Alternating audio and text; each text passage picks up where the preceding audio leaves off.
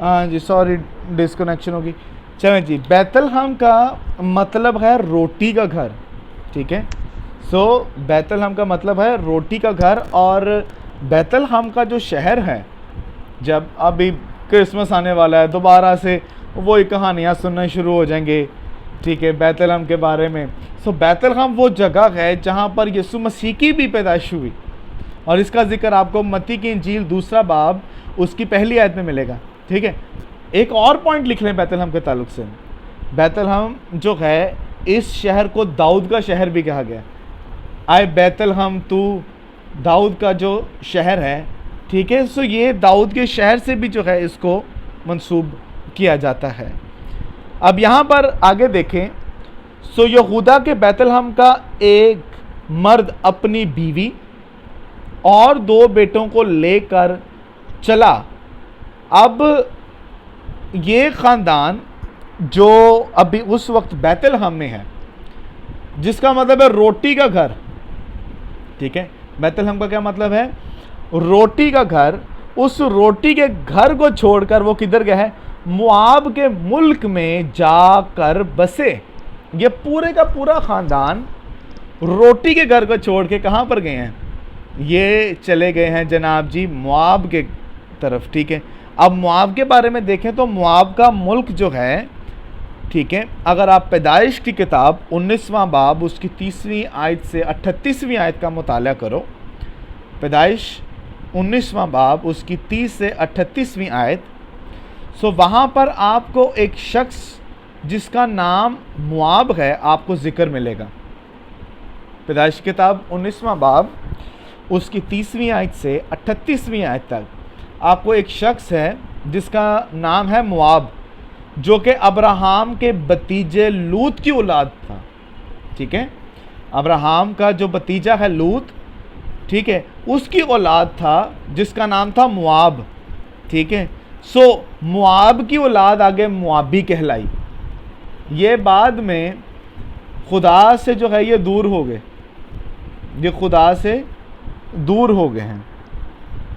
सो जी, अब आपको ये पहली आयत क्लियर हो गई है।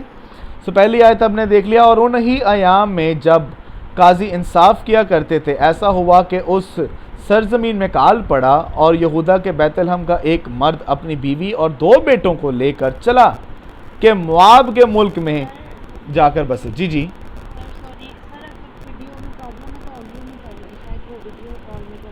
चलें, मैं कैमरा ऑफ कर दिया, चलें, ठीक है।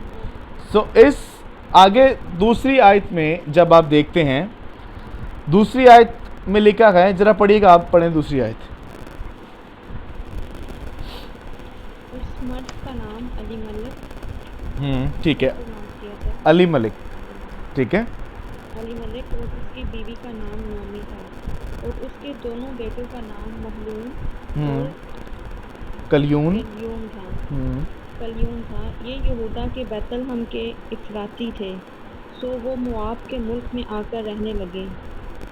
सो दूसरी आयत में हमें, अब पहली आयत में जो है वो हमें नज़र आ रहे हैं जनाब, उन्होंने पहली आयत में बताया है कि सिर्फ़ एक ख़ानदान गया है, एक मर्द अपनी बीवी और 2 बेटों के साथ जो है वो अब रोटी के घर यानी बैतलहम को छोड़कर किधर गए? मुआब के तरफ चले गए हैं, मुआब के मुल्क में चले गए हैं, ठीक है। और अब हमें जो है वो पता चल रहा है कि उनका नाम जो है ना वो बता दिया गया, ठीक है। उसका नाम क्या बताया गया है? उस मर्द का नाम जो है वो क्या है? अली मलक, ठीक है। और उसकी बीवी का क्या नाम है? नोमी। और उसके जो 2 बेटे हैं उनका क्या नाम है? एक का नाम है महलून और एक का नाम है कलयून। अगर आप बात करें दूसरी आयत में जो है आपको जो है वो अली मलिक का जिक्र मिलता है। अली मलिक का आप मतलब लिखना चाहते हैं तो लिखें, वो है कि अली मलिक का मतलब है मेरा खुदा मेरा बादशाह है, ठीक है। अली मलिक का मतलब है मेरा खुदा मेरा बादशाह है। और उसके बाद उसकी बीवी का नाम है नोमी, ठीक है। उसकी बीवी का नाम है नोमी, जिसका मतलब है खुशगवार। ओह, क्या मज़ेदार मीनिंग्स हैं। अली मलिक का मतलब है खुदा मेरा बादशाह, ठीक है। और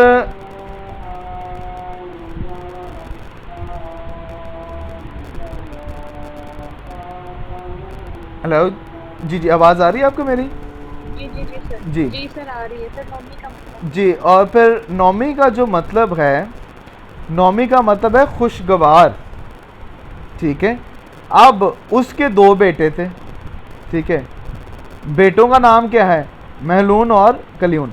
अब आपको जो है वो पूरे घराने का नाम पता चल गया, ठीक है। बाप का नाम क्या है? अली मलिक। बीवी का नाम क्या है? माँ का नाम क्या है? नौमी। और बेटों का नाम क्या है? महलून और कलियून, ठीक है।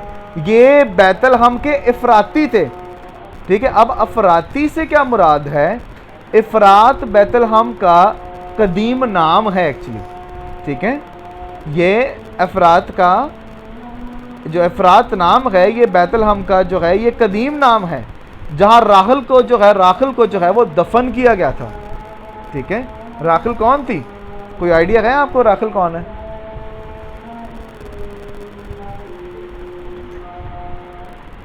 याकूब की बीवी।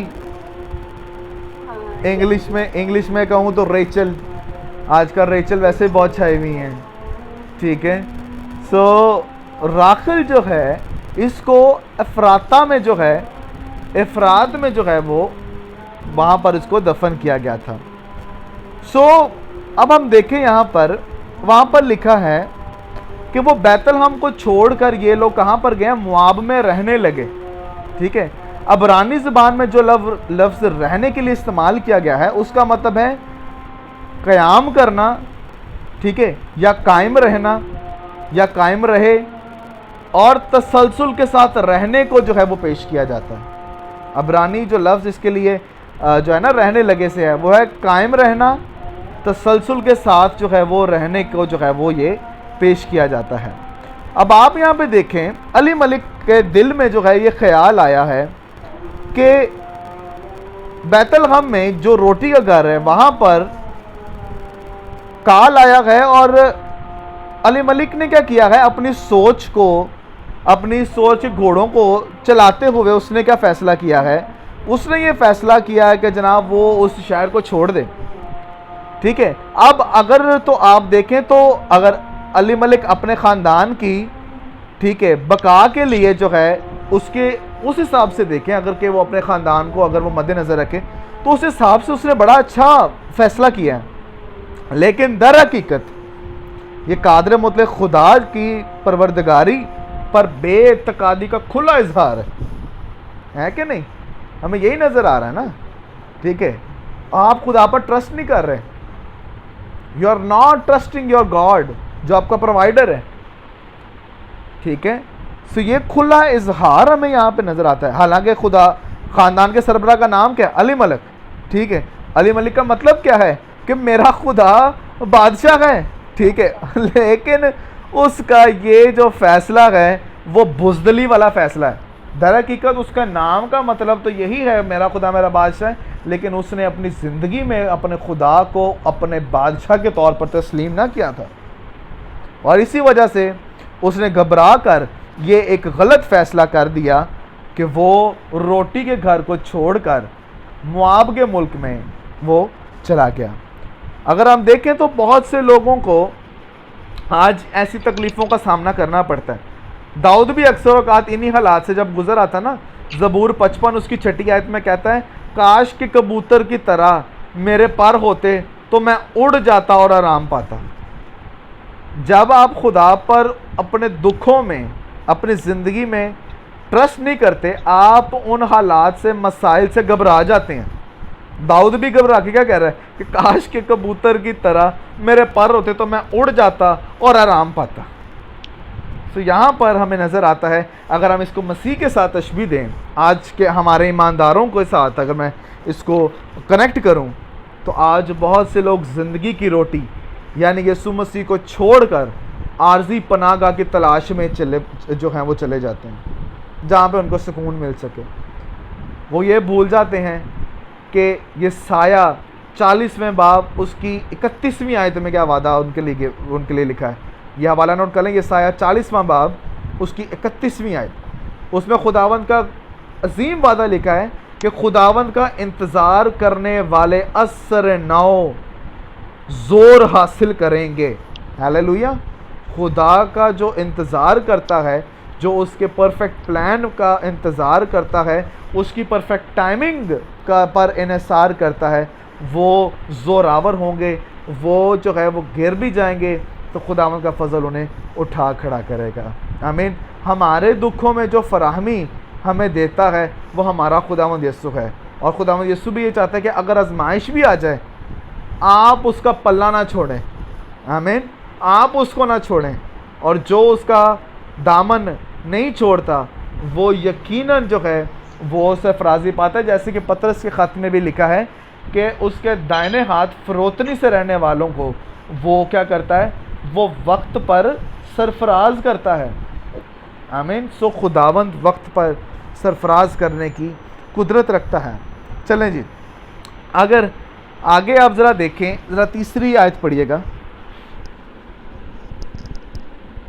और नोमी का शोहर अलीमलेक मर गया, बस वो और उसके दोनों बेटे बाकी रह गए। अब देखें, उन दोनों ने, अब देखें यहाँ पर पहले तीसरी आयत को हम स्टडी कर लेते हैं। तीसरी आयत में लिखा है कि अलीमलेक जो है वो मर गया, ही डाइड। अब अलीमलेक ने मुआब के इलाका में जाना क्यों पसंद किया? Just for food. लेकिन वो ये बात भूल गया कि मौत एक हकीकत है जो कि बरहक है। ठीक है, आप जिस भी मुल्क में चले जाओ ये बात ना भूलें कि मौत आनी ही आनी है। ठीक है, मौत से बचने के लिए ही जो है अलीमलेक ने जो है अपने बाप दादा की सरजमीन को खैराबाद जो है वो कर दिया, उसने उसको छोड़ दिया। ठीक है, तो वो कहाँ पर गया? वो मुआब की सरजमीन में चला गया। लेकिन वहाँ पर भी जाकर क्या लिखा है? तीसरी आयत में लिखा है कि और नोमी का शौहर अलीमलेक मर गया, और बाद में क्या लिखा है? बस वो कौन? यानी नोमी और उसके दोनों बेटे बाकी रह गए। अब जाहिर बात है जब शौहर मर जाए तो जो है बीवी का या माँ का सहारा जो है वो कौन बनते हैं? उसके बेटे ही बनते हैं ना। तो यहाँ पर उसके बेटे जो है यानी हमें यहाँ पे दोनों जो नाम मिलते हैं महलून और कलियून, ये हमें जो है नोमी का सहारा बनते हुए नजर आते हैं। लेकिन कहानी में ज़रा ट्विस्ट आ जाता है। चौथी आयत पढ़ें। और उन दोनों ने एक एक मुआबी औरत ब्याह ली। इनमें से एक का नाम उर्फा और दूसरी का रूत था, और वो 10 वर्ष के करीब वहाँ रहे। अब यहाँ पर देखें, हमें क्या पता चलता है? उन दोनों ने एक एक मुआबी औरत ब्याह ली। अब यहाँ से हमें पता चलता है, आप अल्टीमेटली अगर आप किसी नए इलाके में चले जाएं या नई कंट्री में चले जाएं, आप जाते वहाँ पर ये तो नहीं कहेंगे आजा जी मेरा शादी कर लें। नो, कोई शख्स तब तक आपसे शादी नहीं करेगा या आपके बेटों या आपकी बेटी से शादी नहीं करेगा जब तक आपकी जान पहचान नहीं पड़ेगी। आप मुंह उठाकर तो किसी से शादी नहीं ना करोगे। ठीक है, कि ऐसे कर दोगे कि जनाब जिंदा मुंह जिथे जनाब जी मुंह चुके होते शादी कर ली। नहीं, आप जनाब आप बड़ा सिलेक्टिव होते हैं शादी करने में। ठीक है, सो यहाँ पर हमें यहाँ से इस कॉन्टेक्स्ट में क्या पता चल रहा है कि क्योंकि इस ख़ानदान ने मुआब के मुल्क में रिहाइश इख्तियार कर ली थी और वहाँ के लोगों से जो है ताल्लुकात कायम कर लिए थे, और लोग जो है वो अलीमलेक नोमी के ख़ानदान को जानते थे और ये मुआबी ख़ानदानों को जानते थे, इसलिए क्योंकि उनमें राबता जो है जब कायम हुआ तो इसी वजह से महलून ने जो है वो क्या किया? वो चौथी आयत के मुताबिक, ठीक है, वो क्या किया? उसने उर्फा से शादी कर ली। ठीक है, और हमें क्या पता चलता है? कलियून ने जो है वो उर्फा से शादी कर ली और महलून ने जो है वो रूत से शादी कर ली। हमें यहाँ पर अब दो कैरेक्टर्स और नज़र आ रहे हैं। वो क्या नज़र आ रहे हैं? हमें जनाब जी यहाँ पर हमें उर्फा भी नज़र आ रही है और रूत भी जो है ना वो हमें यहाँ पर नज़र आ रही है। अब देखें जी, अब आगे एक और ट्विस्ट आता है। अब यहाँ इससे पहले हम आगे चलें, ये बात याद रखें, शादी उस वक्त उस माशरे में करना, ज़ाहिर बात है अब वो लोग मुआब में थे तो उनके लिए कोई मायूब मालूम ना हुई बात। लेकिन अगर आप देखें तो खुदा ने इस्तिस्ना की किताब उसके 7वें बाब उसकी पहली आयत से लेकर 11वीं आयत में ख़ास तौर पर अपनी कौम बनी इसराइल को ये मना किया कि तुमने गैर अक़वाम से शादी नहीं करनी। खुदा ने मना किया था, बट इन्होंने वही किया।